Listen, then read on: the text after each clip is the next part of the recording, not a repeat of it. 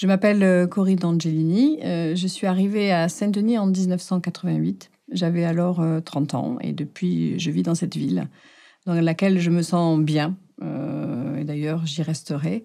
Voilà. L'objet dont je veux vous parler, je vous le présente, est un peu particulier.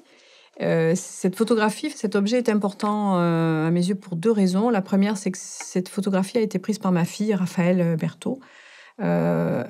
Elle avait alors 20 ans, donc c'était en 2002, donc c'est une de ses premières photos importantes. Et après, d'ailleurs, elle poursuit dans la photographie, elle devient photographe. Et la deuxième, c'est parce que cette photo relate un événement que j'ai partagé de Saint-Denis dont je voulais vous parler. Donc en 2002, la basilique de Saint-Denis a été occupée par les sans-papiers de la coordination 93 avec l'accueil du Père Berger. Nous avons passé une quinzaine de jours dans cette basilique avec eux, tous les jours, tous les soirs, voilà.